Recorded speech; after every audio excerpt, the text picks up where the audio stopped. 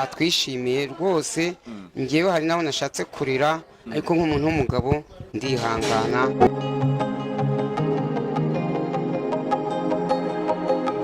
Umwe yitwa Buhizi Venuste wamenyekanye nka Maître Nzovu, undi nawe akaba yitwa Gasore Pacifique wamenyekanye nka Yakamwana.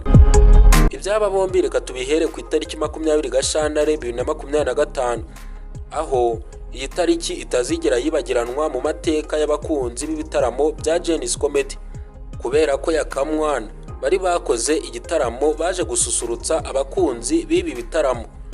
Uti byagenze ute?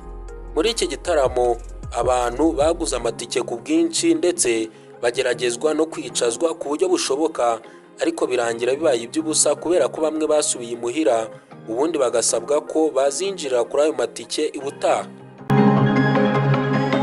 Nta kabuza ibi ngibi bigaragaza urukundo Yakamwana na Nzovu bafitiwe, dore ko hari n'abaturutse hanze baje kureba Yakamwana na Nzovu muri iki gitaramo. Nko mu gihugu cy'u Burundi hari abaturutseyo. Muri iki gitaramo kandi Yakamwana na Nzovu bahawe akayabo k'amafaranga ndetse bahabwa na telefoni n'abahanzi bakomeye hano mu Rwanda aribo Niyo Bosco ndetse na The Ben. Ucyumva ibi bitangaza uhita wibaza uti Yakamwana na Nzovu ni abaherwe nta kabuza, nyamara ibi ngibi siko biri. Ukibaza impamvu atari ko biri, niyo mpamvu manengere mikoro kugira ngo usasanurire byose umenye impamvu mvuze ko atari abaherwe nk'uko byagakwiye kugenda. Hanyuma reka nkwibariza akabazo, yaba aribwo bwa mbere ugeze kuri umuyoboro wa YouTube? Niba aribwo bwa mbere tuguhaye ikaze, kanda subscribe kugira ngo tujye tubana buri munsi. Amazina yanjye nk'ibisanzwe nitwa Journalist Thierry, mbahaye ikaze.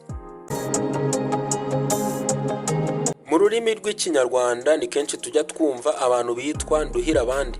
Iri zina turamutse turibatije Yakamwana na Nzovu nta kosa twaba dukoze, kubera ko niko biri. Ubundi mu busanzwe Yakamwana na Nzovu nibagira aho babarizwa cyangwa se nibagira aho barara, kubera ko iyo ushaka Maître Nzovu cyangwa se Yaka umusanga mu kabari yarayemo yasindiyemo nyine birumvikana, cyangwa se ukaba wamusanga mu ndangamirwa. Aba bombi bafite ubushobozi bwo gukora ibiganiro birenga 10 mu cyumweru. Ibi biganiro bikinjiriza akayabo k'amafaranga ba nyiricano. Ubundi Yakamwana yahoze ari umukinnyi wa filime, uza kumenyekana igihe yakoranaga n'uwitwa Asia, kuri ubu ngubu ubarizwa muri Leta Zunze Ubumwe za Amerika. Ku rundi ruhande na Nzovu nawe nuko, kubera ko yahoze akina mu mafilime nk'itwa Kanyombya, Zirara Zishya ndetse n'iyaheruka gukina yakunzwe yitwa Maître Nzovu. Nzovu kuri ubu ngubu afite umuryango w'abana 4 ndetse n'umugore. Gusa nubwo afite umuryango ntawitaho, kubera ko nyine yarawuhunze cyangwa se yarawutereranye, aho kuri ubu ngubu abarizwa mu nzoga ndetse n'indangamirwa. Ushobora kwibaza uti ni gute Yakamwana na Nzovu bakorera abandi mu gihe bo binjiza ubusa? Nabyo reka tubivugeho. Ubundi mu busanzwe abantu bakoresha umuyoboro wa YouTube, umuntu wakurikiwe n'abantu barenga 1000, abo bantu bakaba babarizwa mu gihugu cyangwa se mu bihugu YouTube ikorana nabyo, abashobora kwinjiza amadolari 18. Aya ngaya tuyashyize mu manyarwanda ni ibihumbi birenga 24 by'amafaranga y'u Rwanda. Mu cyumweru kimwe Yakamwana na Nzovu bakurikirwa n'abantu barenga 500,000. Nibura abantu 100,000 baba bashobora kwinjiriza nyiri YouTube amadolari 1,800. Aya ngaya tuyashyize mu banyarwanda ni amafaranga arenga 2,200,000. Ibi ngibi rwose nta kabuza Maître Nzovu ndetse na Yakamwana binjiriza ba nyiri izi shene za YouTube amafaranga arenga 2,200,000. Nyuma yo kwinjiriza ba nyiri shene miliyoni zirenga 2,400,000, basubira muri bwa buzima bwabo bakajya kurara mu ndaya cyangwa se bakarara mu tubari. Burya kandi ngo mbere yuko batangira ibiganiro kenshi na kenshi babanza gusindishwa kugira ngo basetse abari buze kubakurikira.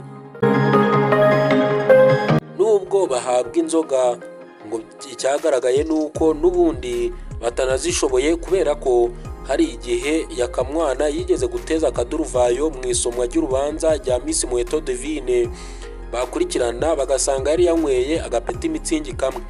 Ibi ngibi ni bigaragaza ko n'inzoga banywa nkeya, kamwe kaba gahagije, ubundi bakagukorera umuti nk'uko abantu babivuga.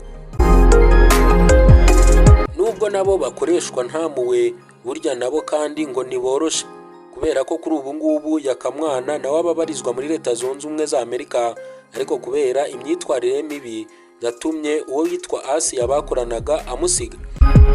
Nzovu nawe nuko, kubera ko nk'uko twabikubwiye agira umuryango ariko atawitaho. Ikindi kandi nubwo Yakamwana na Nzovu bafite abakunzi, Yakamwana afite uburwayi bw'akaguru ariko nta wigeze amuvuza cyangwa se nahabwa ubuvuzi. Yakamwana na Nzovu baramutse bafunguye YouTube channel, nta kabuza mu gihe gito yabimaje kubagira abaherwe, ariko icyo gitekerezo kiri kure yabo nk'ukwezi. Ntabwo ndageza mu rwego rwo gufunguza YouTube channel kuko hari imbogamizi. Gufunguza YouTube channel hari kamera, hari kugura telefoni ihenze igura $1,200,000. Nyamara abafite channel zicaho ibiganiro byabo bahindutse abaherwe kubera bo. Mu gihe tugitegereje umuntu uzagira inama Yakamwana na Nzovu gukoresha neza amahirwe bafite, twebwe reka tube dusubikiye ikiganiro cyacu ahangaha, tubashimira ko mwabanye natwe. Amazina yanjye nitwa Journaliste Thierry.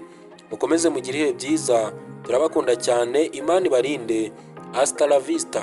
Yakamwana ko akunda agapeti mitsingi gakonje, ntazaba arimo kwinywera inzoga. Ese Nzovu ko tuzi ko bomora ntazaba arimo kubomora indangamirwa Sodoma na hehe?